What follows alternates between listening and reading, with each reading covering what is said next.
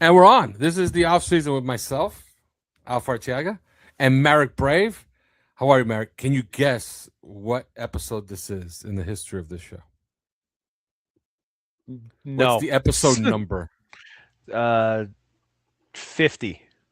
Yes, we are this is the Wow. 50th show. We've made it to 50 shows of the off season with Marek Wow. and Alf. So, yeah, a lot of wrestling has happened since then. Okay. So Lots of it's three wrestling all the seasons. time. Yeah, it's 3 seasons. But we're gonna talk a little Dolphins OTAs. By the way, have you been watching the Stanley Cup? Do you watch? Well, it's only been one game. Did you see the first game of the Stanley Cup Finals, Carolina No, and Vegas?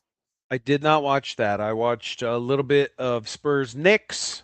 Been watching plenty of baseball, but I did not watch the NHL finals because the Panthers aren't in it. Well, that thing was awesome. That thing was great. Like game one was awesome, and then I thought the NBA went up them last night. I thought that was a great basketball game as well. So both finals are off to great starts. But we're back to the Dolphins. What are you getting out of all of these Halfley availabilities this week? Because he's doing one a day, and we've been up and down with some of these guys. Like there is no depth chart to talk about, right? But you could hear like the whispers. Are you concerned with all the whispers about how Malik Willis is actually not looking all that great in No, practice? not yet. Not yet. In a couple months when we get to August, if he's still not looking sharp, then you got to wonder what the problem is. And there's a lot that goes into a quarterback looking good at practice, right? What are they asking him to do? We don't even know what the goal for the day is. You know what I mean? It might be, hey, we don't want you to check down today. We want you to try and hit some of these guys deep. Or hey, we want you to check down all the time today. We need to get these running backs. We need to get them catching some short passes and see what they can do with their hands. We don't know. We're not there. We're not with the coaches as they're coming up with the plan for the day. So June 4th, I'm not concerned. A couple months, maybe I will be concerned. But either way, either Malik Willis is good and hey, that's awesome. We've skipped a couple steps of a rebuild and we can move forward with him, or Malik Willis was a waste of time. He's no good and he leads the Dolphins to a shitty record and then they take a quarterback to replace him. So I think there's a silver lining to both outcomes. Obviously, I'd prefer the team to just be good and Malik Willis to be the guy because I'm tired of this QB carousel ever since Marino retired a quarter century ago. But on June 4th, am I concerned? Not really. No. How about you? No, I just I would like to hear that he's taking control of the offense because I think what's happening here is that he probably doesn't have a full grasp of the scheme, you Sure. know. And Bobby Slowick was here last year, so Quinn Ewers should have a pretty good grasp of the scheme. But I, you got to read between the lines, okay? Like all the reports we're getting are from media that are watching a portion of practice, and then you have Halfley kind of I don't know what word to use here, but he's like insinuating that there's not many team portions, as in it's hard to evaluate these guys because they're really not hitting, especially the offensive line, right? Yeah. Yeah. So I don't know. I'm putting next to no stock in this stuff until I get to see it with my own eyes. And if he looks terrible when I see him with my own eyes, then damn, I guess he's terrible. you know? You'll you'll let us know. You hear some conflicting reports as well. Travis Wingfield's out here now. He works for the team, so but friend of the network here. He says he looks fine. He says Malik Willis looks all right. He says he looks impressive even at times. So glass half full or glass half empty. That's kind of where we're at here. Yeah, that it's no. The thing is that nobody's giving him glowing reviews so far, Sure. and you kind of wanted to hear some of that stuff. Other than him, I guess we're learning a little bit about a few players. Jordan Phillips seems to be a teacher's pet. We learned that Chop Robinson is going to play heavier. He's going to play at 265 pounds. Hopefully, it's functional, and it's Yeah. doesn't mean that he just ate a few more cheeseburgers this offseason. But what do you make of that? Like he's gonna go under a transformation in his body. Now, you know a little something about this because in wrestling you could actually lose a little bit of weight and gain speed, Hmm. right? Yep. But you could gain weight and protect your core a little bit. I don't know which way I'm leaning here because Chop Robinson, if if you've seen Green Bay play football before, at least defensive football under Jeff Hafley, Chop Robinson fills a role that they have in their defense, rushing wide nine. Yeah. I would say you would want that guy to be as light as possible so he could be as fast as possible. But now he's a little bit heavier, so I really don't know which way to feel in here. I don't know how to. And I've always liked, and I was told that this is no longer the case. Okay, I was always told, and I always felt that the front office and the coaching staff would coordinate with players as far as any changes that we're going to make with their bodies. But in the Tua Tagovailoa experience, we learned that no such thing. Players actually do what they want with their bodies. They lose weight, they gain weight, they put on muscle, they take off muscle. So, which way are you leaning on this? Is this a good thing or not?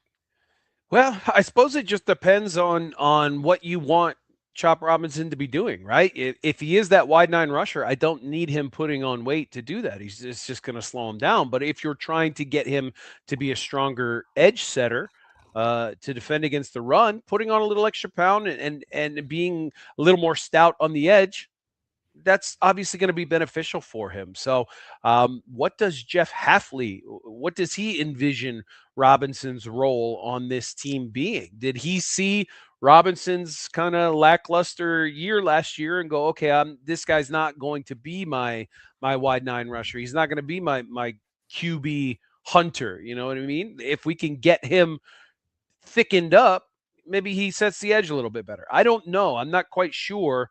Like you said, is this a Chop Robinson decision? Is this a team decision? Was there some influence there? Um, again, it's early. It's June. He has time to learn his new body, and hopefully it pays dividends when the season starts. But it is always one of those things where you do start to wonder, especially when a player's game is predicated on speed. You do wonder, okay, why are you bulking up now? What happened now?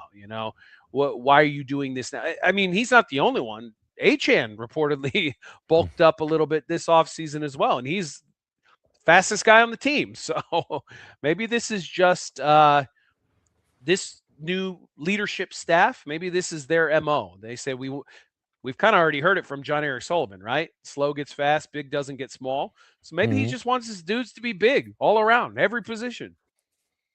Yeah. Other than that, what have we learned really this week?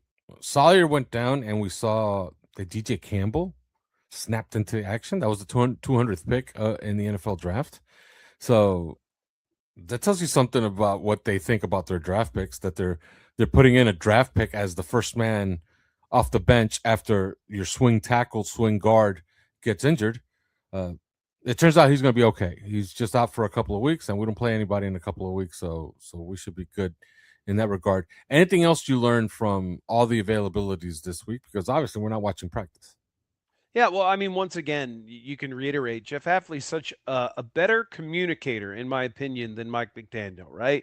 Jeff Hafley, he'll sprinkle in a joke here or there, right? Like he's not just a completely monotone guy. He's got a good sense of humor, but he doesn't make that his entire press conference, right? He's not using it as a way to practice his stand up routine.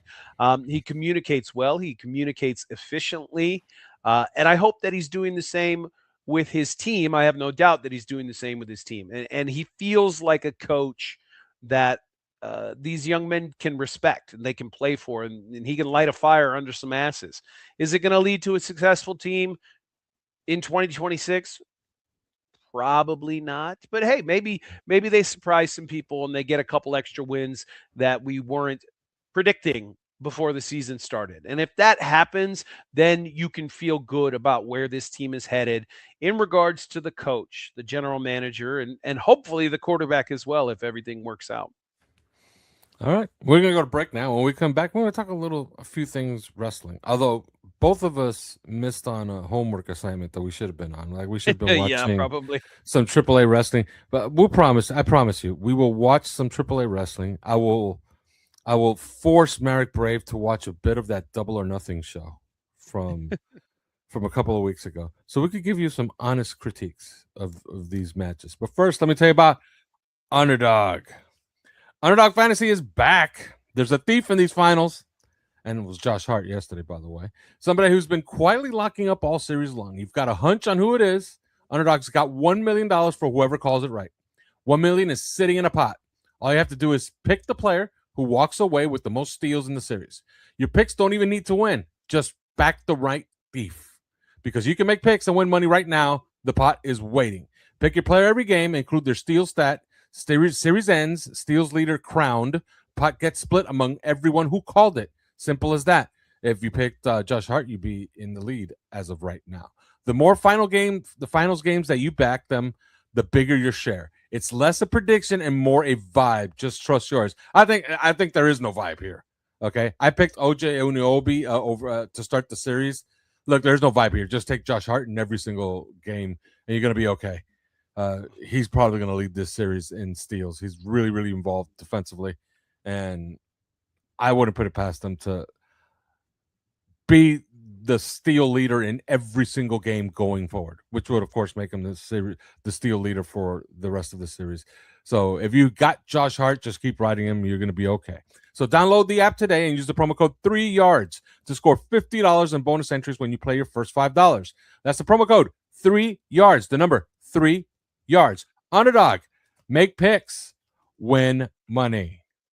Be 18 plus, 19 plus in Alabama and Nebraska, 19 plus in Colorado for some games, 21 plus in Arizona, Massachusetts, and Virginia, and present in a state where Underdog Fantasy operates. Terms apply. See assets.underdogfantasy.com/web/play and get terms _DFS_.html for details. Offer not valid in Maryland, Michigan, New Jersey, Ohio, and Pennsylvania. Concerned with your play? Call 1-800-GAMBLER or visit ncpgambling.org. In New York, call the 24/7 HOPE line at 1-877-8-HOPE-NY or text HOPE-NY 467-369.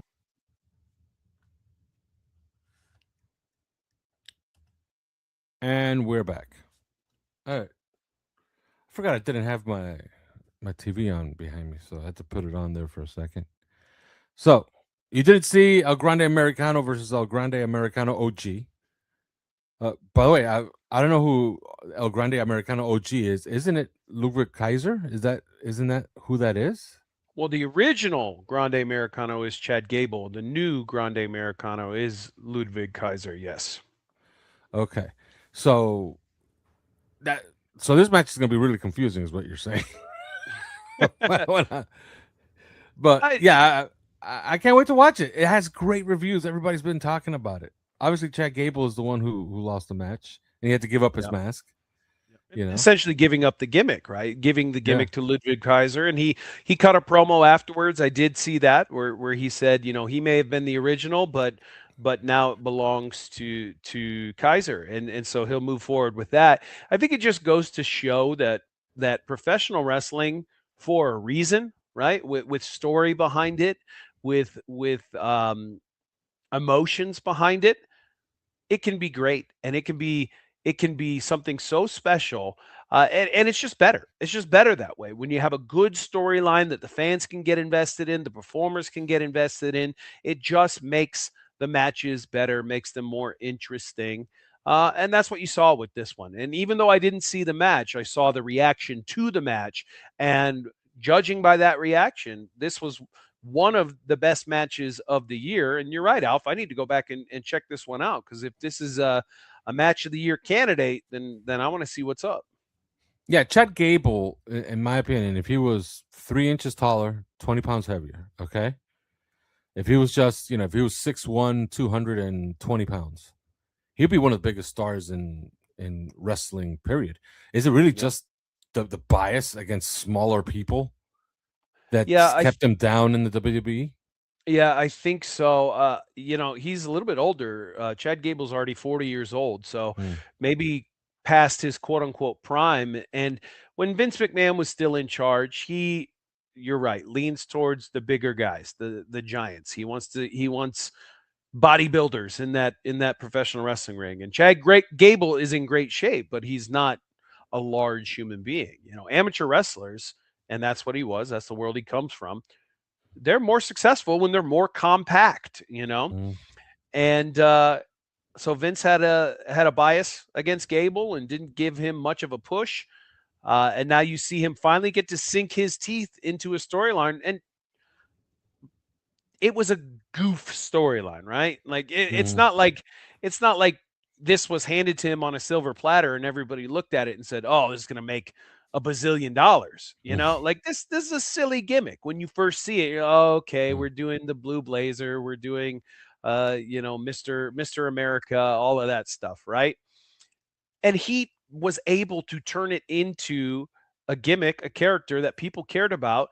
And then Ludwig Kaiser is able to come in and take over the gimmick and take it to new heights due to his ability to speak Spanish in Mexico and connect with the audience down there and get people emotionally invested. And so you get these two people coming together. They've spent a lot of time and effort on these characters and on this storyline. And when they care, the audience cares. And that's what you saw with this match. And people were genuinely invested in the outcome. And apparently these guys delivered. Yeah, I remember when Chad Gable debuted. He debuted first. He was on NXT, and then he debuted in WWE on that tag team with Jordan. What was the name of that guy? Jordan. He's now a producer. Jason Jordan? Jason Jordan. That's his name. So. I think so. And what was the name of that team? That was an American Alpha, right? What was the name of that team? Was it American Alpha? It wasn't American Alpha. American Alpha is the latest, the latest incarnation of that gimmick, which is a great gimmick. Look that up. Yeah, what was the name of that team? Because it was great. Google this on the old phone right here. Yeah, it was very old school. Matching trunks. You know, you had the speed guy, you had the power guy. Both clean cut. Yeah, that was American Alpha. It was American Alpha? Yep. Chad Gable, Jason Jordan, American Alpha. And then Jason Jordan gets injured. Yeah. And that ruined the whole thing. Yep. You know. But that was when, you know, tag team wrestling, it looked like it was going somewhere, you know, like that was a great team. But yeah, Chad Gable, great wrestler. And it's a shame that, you know, he hasn't really stuck in WWE as a mega star, you know, and he has to go to AAA to get the rewards he deserves. Although I never understood why. Okay, if you're gonna make the Intercontinental title like a lesser title, which you actually have done, make some of those guys that are really talented compete for that title, and maybe they can elevate that title to something. You know? Yeah, and that's the way it used to be done, and now it just feels like almost a consolation prize that they give it to somebody. Yeah, quickly. Do you know who the Intercontinental title champion is? I do not. I genuinely don't. When you were a kid, did you remember at all times who the Intercontinental champion was? Yep, every single one. Yeah, right. So, yeah, that's on the WWE. That's on Triple H and the gang. Like, come on, man. If people don't even know who the hell your champions are, you know, like that's an issue. So yeah, why not do that? Bring him back now that gimmick's dead, right? For him, at least. Bring him back and have him, you know, you could make that the gimmick, that he's going to be a try-hard guy, you know, that he's going to be the guy he's, you know, and think about the payoff if he wins the Intercontinental title in WrestleMania a year from now, you know. Yep. It'll work. Yep. I think it'll work. Could get behind it. Well, and you know, now's a great time to give him a push. He's from Minnesota, and SummerSlam's in Minnesota in 2 months, so you could really keep the momentum rolling, and he can gather some steam before being in front of his hometown crowd.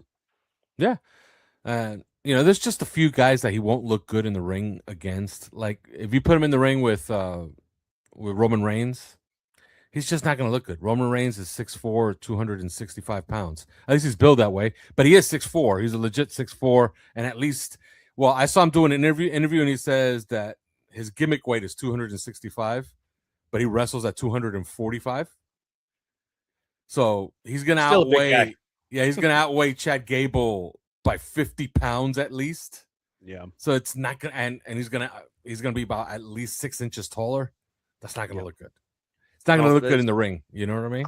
clear mismatch there in terms of size and even style, like I have no doubt that Gable could wrestle that top level style, right? The entertainment style, less technical. Roman's a great wrestler in his own right, but yeah, I mean, I like the idea of getting the Intercontinental title back to a work rate title, right? These are our best in-ring matches, and it's hard to argue against Chad Gable as being one of the best in-ring performers right now, even if he's been saddled with, you know, less than star-making gimmicks throughout the years. Yeah, and the right guy can cut a promo and say, "Look, I'm not the Universal Champion. I'm not the World Wrestling Entertainment Heavyweight Champion, but I'm the best wrestler in the world, and you know why? Because I own the Intercontinental title." And you can make matches like you can make Finn. Can you imagine Finn Balor versus Chad Gable? Be great. Like those guys could turn.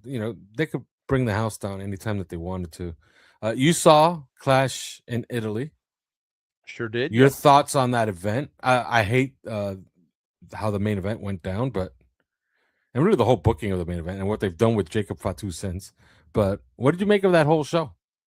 Yeah, I thought it started out really hot. You could tell the crowd kind of died towards the middle, really on the back two matches. I didn't think they were bad matches. I thought maybe the main event went a little long.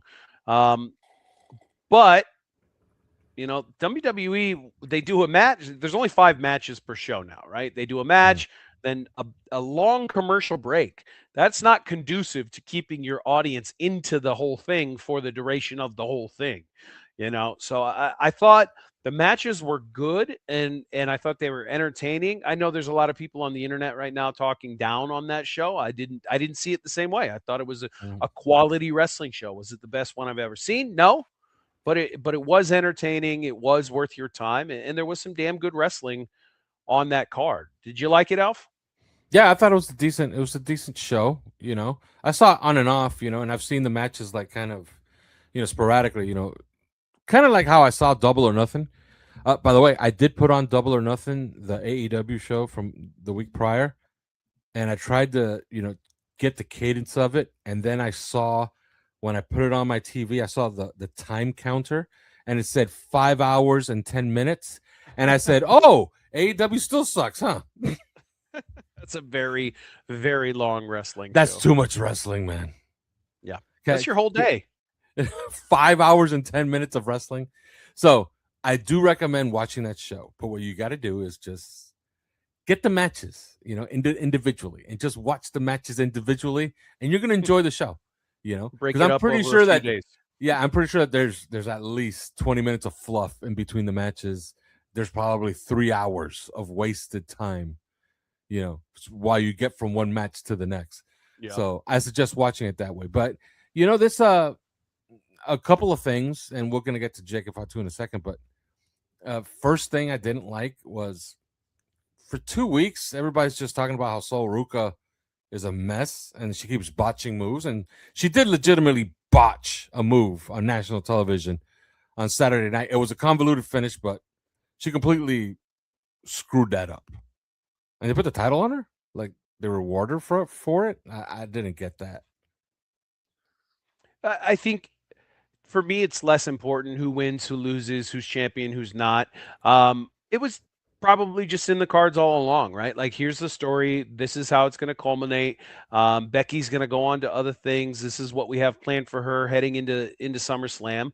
And quite frankly, Becky's such a big star, she doesn't need a title to be relevant, right?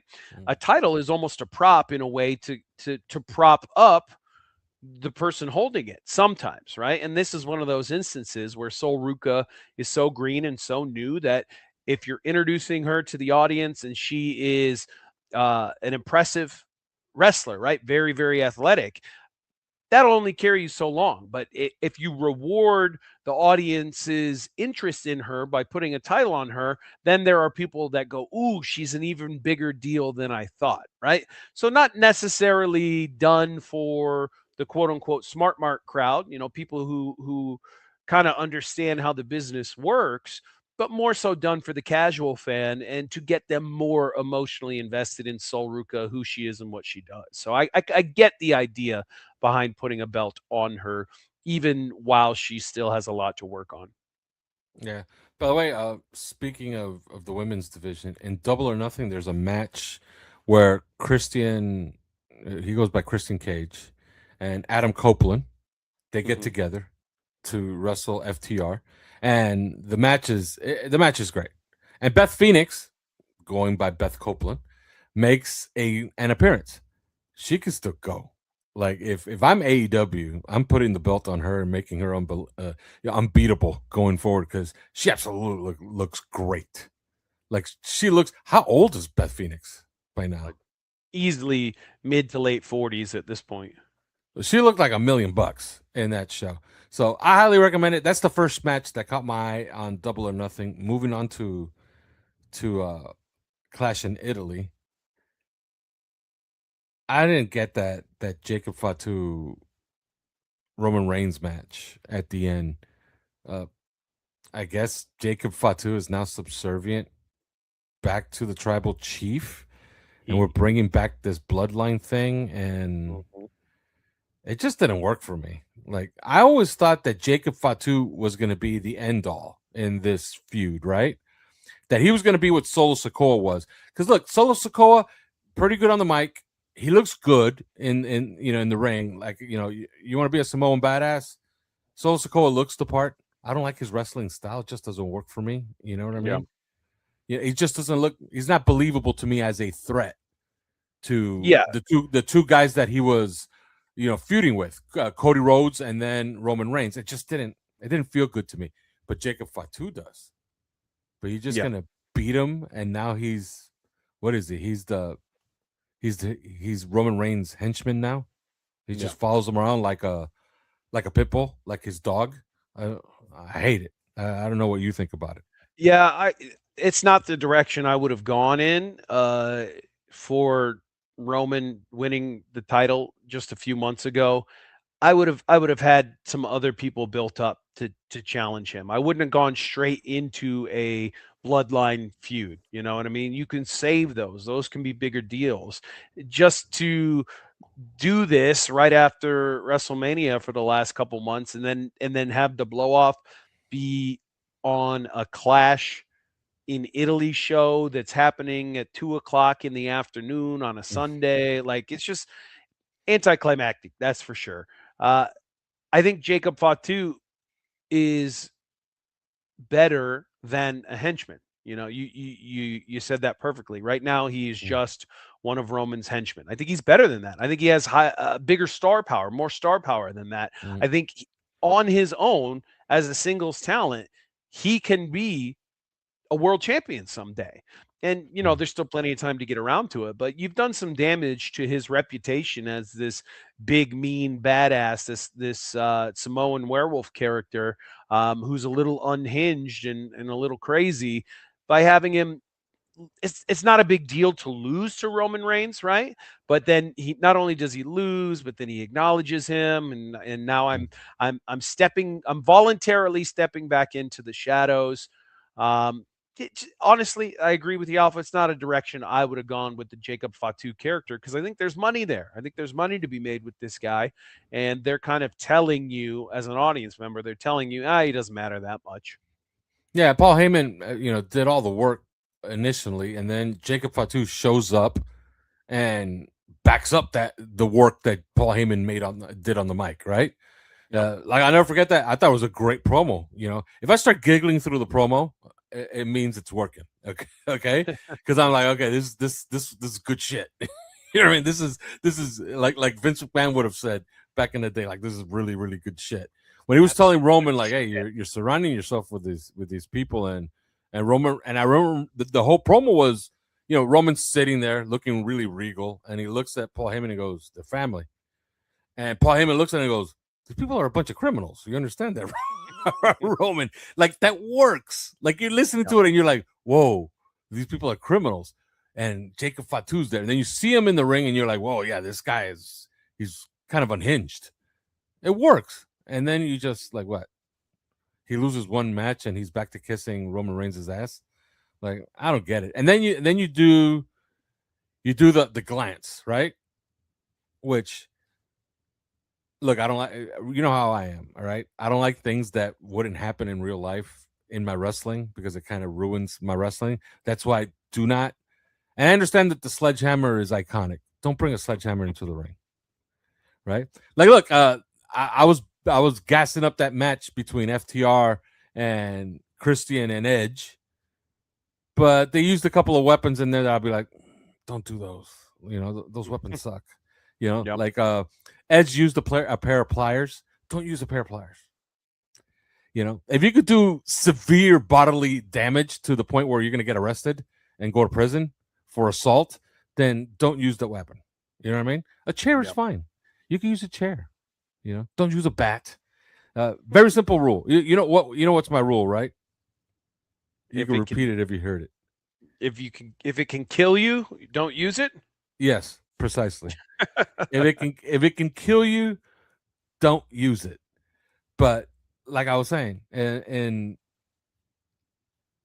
they did this thing after the match, which never happens in real life. The glance over, like, nobody ever walks past each other and stares at each other and then walks away. No, they usually say something to each other, right? I would have preferred if Roman would have walked past Cody and Cody would have given him that look, and they would have said something to each other, like just say hello, maybe even shake hands, and then you could give a look if you want.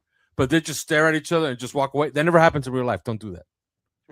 But I guess that's where they're going because on top of that, Cody beats Gunther, which, like, if you want to throw, you know, a curveball in all of this, like, thank God I don't bet on wrestling. And if I did, somebody has to tackle me, okay? Because that would be way too much degenerate behavior. But if you told me, you know what, for fun, let's put a bet on this match. I've been, yeah, okay, yeah, Gunther's winning. All right, I'll put my $50 on Gunther. I would have lost my $50 because I had no idea it was going to go this way, but it did. What were your thoughts on the booking of that match, and then I guess the nod to what we're going to see eventually?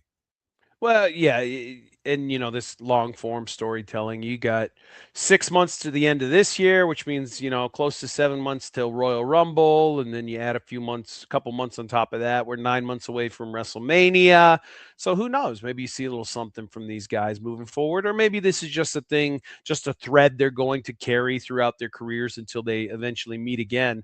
But as far as Gunther goes, I feel like they pull him out when they need something. He does so fucking good. He's such a good wrestler.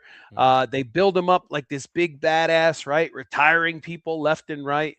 And then they just throw him into a storyline like this and feed him to the champ. So that can work, right? If you're trying to build your champ up even more. But I just feel like Gunther's been put into a position where he's not a feeder guy anymore. Like, he is the guy. And so I'm not going to use him in storylines like this. Me personally, I'm going to save that for when it really is going to mean something. And again, the blow off wouldn't be at 2 p.m. on a Sunday on a Clash in Italy show. I want SummerSlam, WrestleMania, Royal Rumble. Those are the times I want Gunther wrestling for the title. I don't need it on Clash in Paris or Italy or wherever the hell they are this time. Yeah. Now, on the internet, the one result that got people like kind of up in arms is Braun Breaker getting beat by Seth Rollins. Were you surprised by that? Did you like that decision? Oh, that one was on Raw, right? I was That on one Raw was- the next night, yeah. Yeah. Or 2 nights after. And that, yeah. Well, that's the thing, right? Like, people on the internet are going to get mad about something either way, right? Those same people would have been mad if the direction was reversed. It's just one of those things where, much like we talked about earlier in the show, where we're not in the room with Jeff Hafley when he's saying this is what today's practice is. We're not in the writer's room when they're coming up with these stories. So we could sit here and judge an individual outcome and say, is that right? Is that wrong?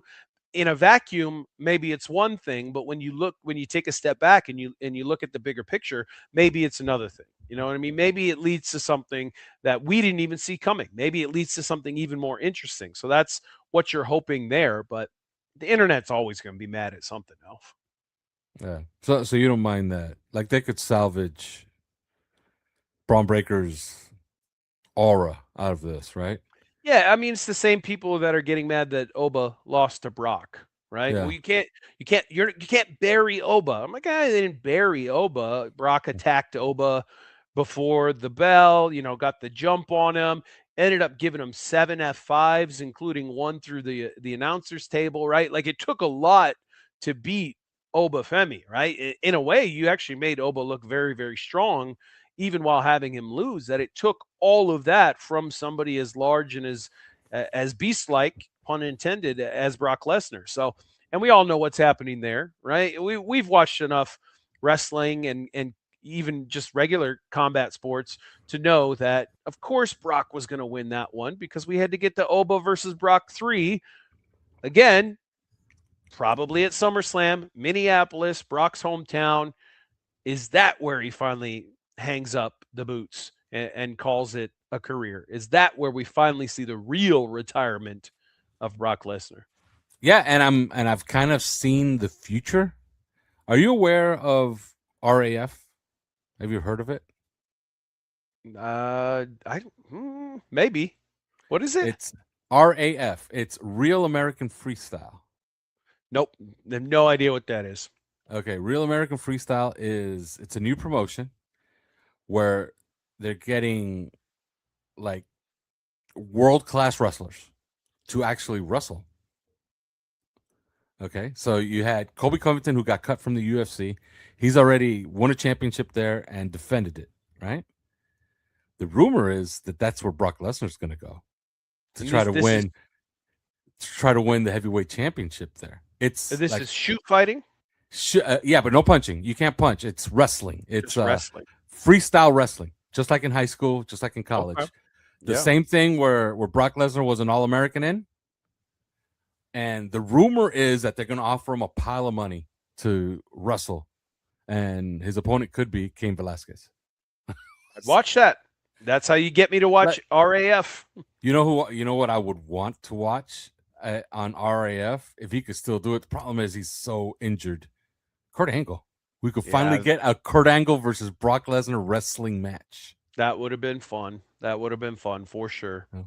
Yeah. And what I was surprised is what they're paying. They used to go at each other, Lesnar and Angle. They used to go at each other in shoot amateur wrestling matches prior to shows just to pop the boys.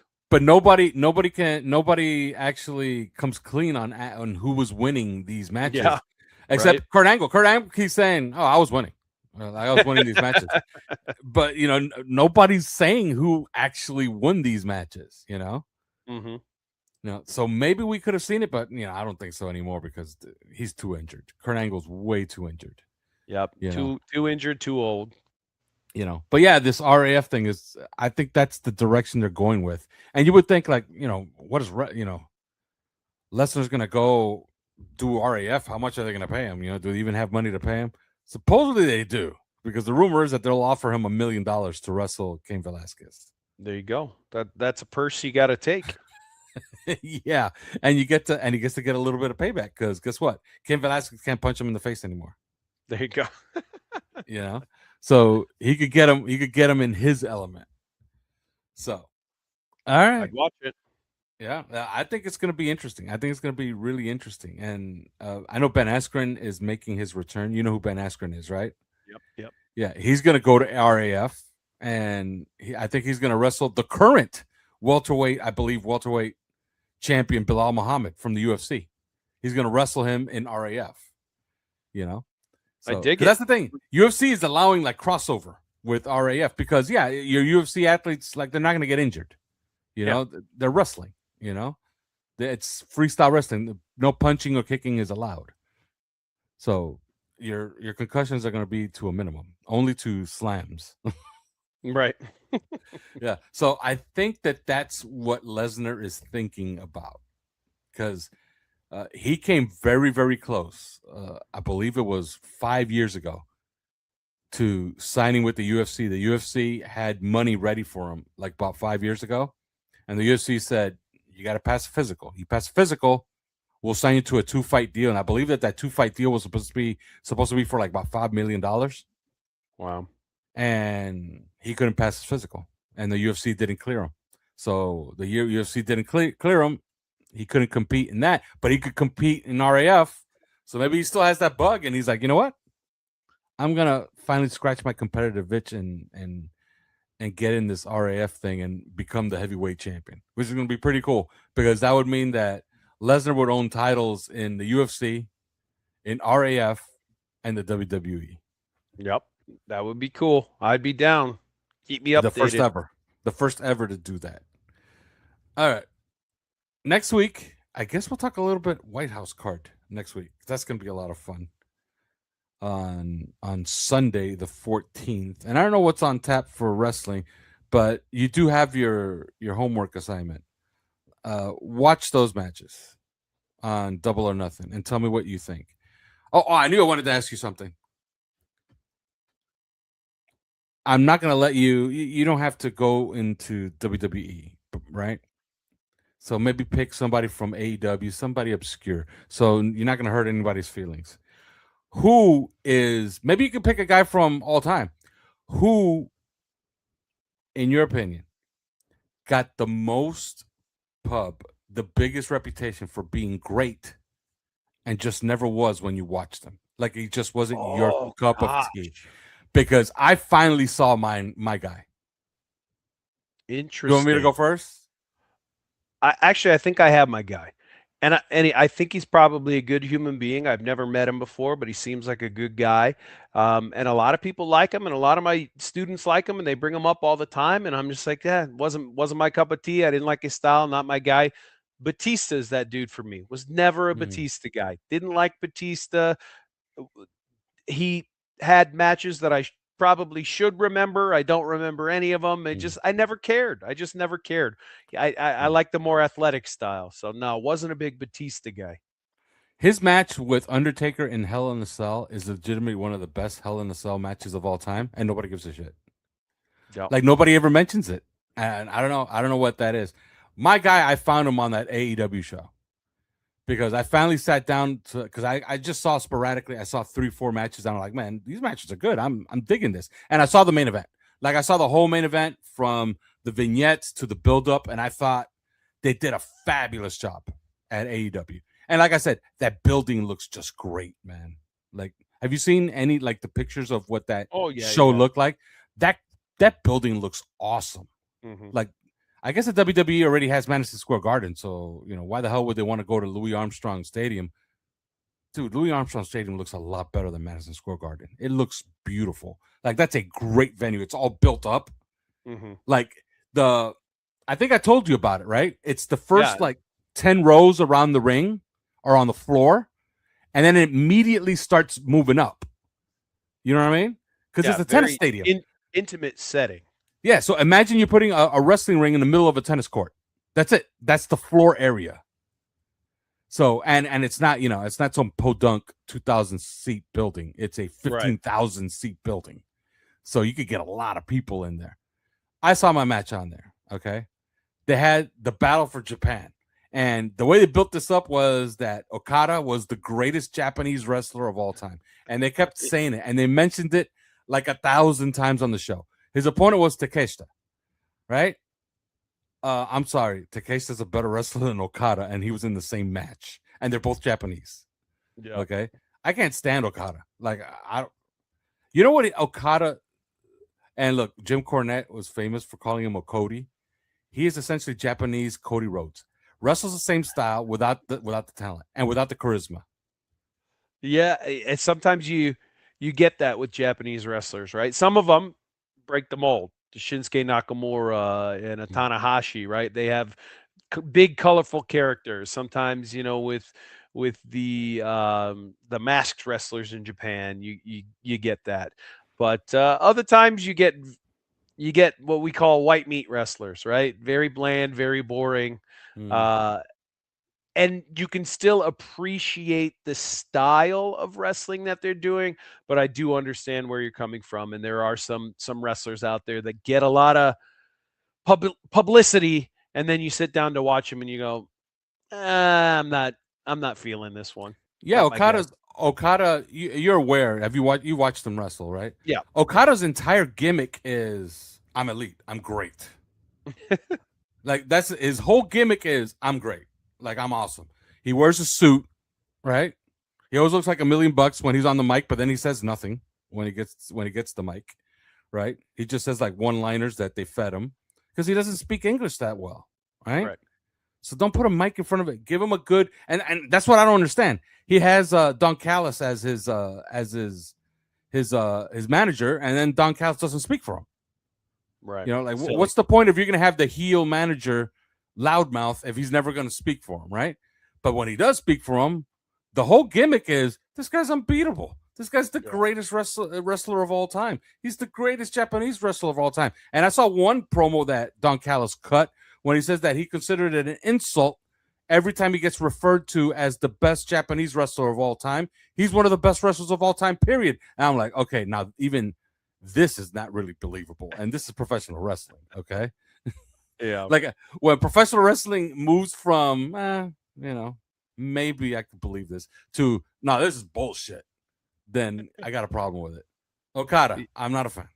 The most average of all time, in your opinion. Yes, the most average Japanese wrestler of all time. The most forgettable Japanese wrestler of all time. It's going to be hard to sell tickets with that moniker. Yeah, like I'm telling you, the build-up and the intro was the greatest Japanese wrestler of all time. The guy he was wrestling is better than him.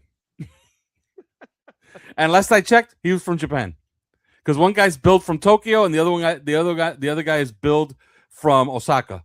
So yeah, Japan. Both guys are from Japan. Yeah. Guess what? The other guy was better.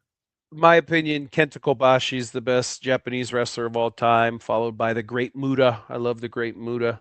Great Muta's great. Now that's a question. Great Japanese wrestlers. Well, yeah. Well, you know what? That's a show. We'll come. That's a full segment on the next show. We'll come back talking best Japanese wrestlers of all time. That is a great show. All right, and we'll do that. Maybe we'll do that next week. Although next week we have a lot to talk about. And you have some homework to do. Watch those matches. Watch Double or Nothing. Pretty damn good. You also have to watch the El Grande Americano. I gotta watch that. Yeah, that'll be the one. Rave I watch reviews. first. You can find that on YouTube right away. Yeah, it should be on YouTube. And that one's getting Match of the Year pub, so it better be good. Because it's been built up a lot now. In fact, as soon as this show is done, that's where I'm headed to. I'm gonna go watch that match. Okay. So all right, that's it for me and Marek. We will talk to you again next week.